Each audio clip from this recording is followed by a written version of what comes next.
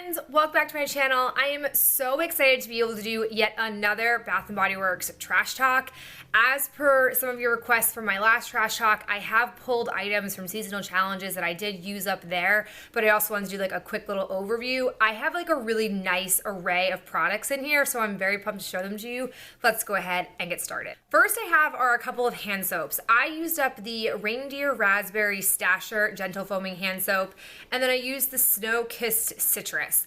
These, I really did like both of them, but I really felt like the raspberry wasn't what I wanted to use in the winter. So I had forced myself to use it, but I wouldn't get it again despite its adorable packaging if it was raspberry scented, because I just don't feel like I like that kind of scent in the winter. On the flip side though, I freaking loved Snow-Kissed Citrus. It was such an awesome scent.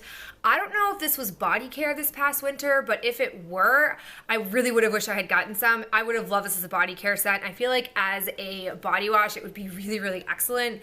The notes in here are sugary winter lemons, and it says glisten in the first snowfall. It just really is a nice, like spicy lemon scent. I just really enjoyed it. It wasn't too like overly scented or overly lemony. I just very much enjoyed it, and I was surprised because I wasn't sure I'd like it as much as I actually did. I have one triple moisture body cream. This is the Tokyo Lotus and Apple Blossom. I pulled this out for a seasonal challenge, and I was kind of like indifferent on the scent. I was sort of like, oh, it seems okay, but after using an entire container of it, I really liked this scent. It wasn't overly cherry blossom-esque. The apple really provided an extra layer of scent to it, and it was really, really nice. I blew through it super fast, and I wish I had had more in this collection.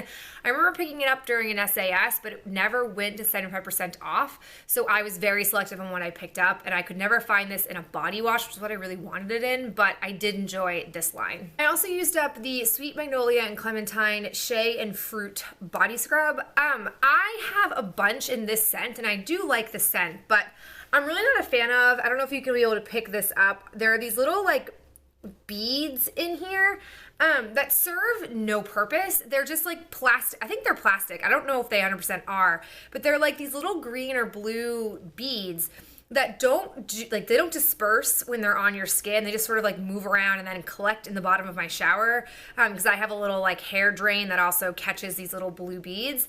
I just recently noticed this, even though I have a few more of these. I'm just not a fan of that. I feel like that's not the most environmentally friendly, and I'm by no means super conservative about the environment. Like I care, but I don't go like out of my way to personally not buy something if I don't, if I like it. But I feel like with these scrubs, I will probably try to stay away from those little scrubs with the balls inside them because they don't have a purpose, and I don't like that they collect in my shower like that. But I will use what I have. I think I have like 2 or 3 more in this scent in particular, which is a nice scent. I do enjoy it. Pocket Back. This is the Dancing Waters Pocket Back. I very much enjoyed this scent. It was a little intense for a hand sanitizer, but I feel like as a body care item, it would have been really enjoyable.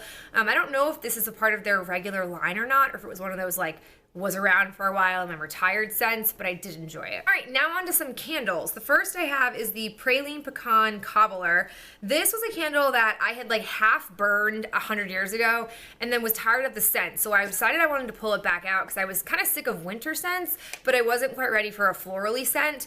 I really liked this. I was a little peeved though because it was like, I don't know, maybe to here when I first lit it, and then it burned beautifully and I extinguished it, and then when I came to come back to it a second time to burn it, the wicks just like dudded out and didn't produce any scent. It like couldn't create a scent pool.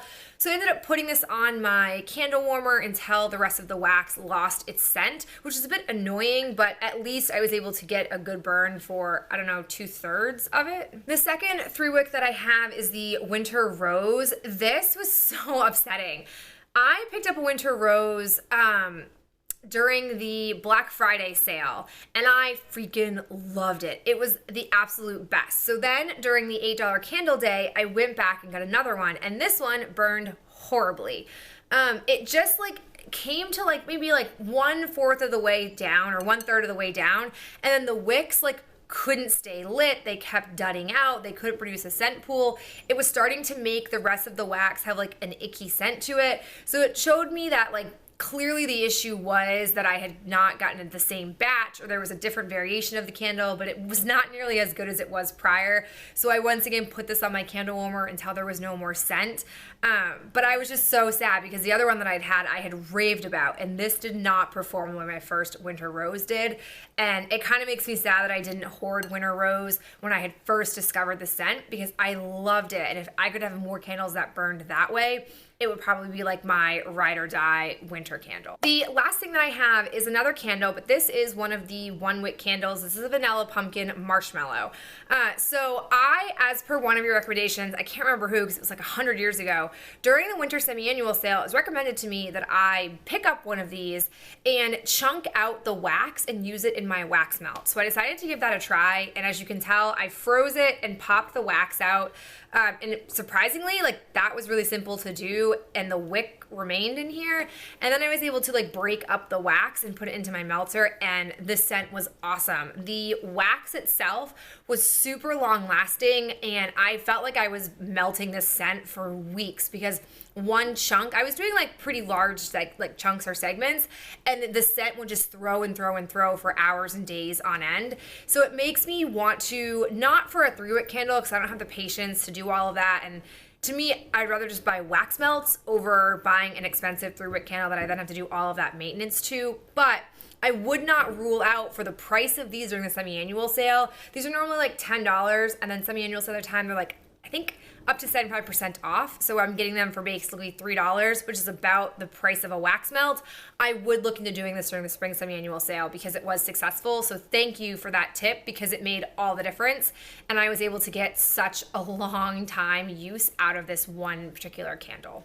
All right, guys, that's it for me. That's all my Bath & Body Works trash. If you have been doing any emptying of your Bath & Body Works collection, let me know down below in the comments, and I'll talk to you in my next video real soon. Bye.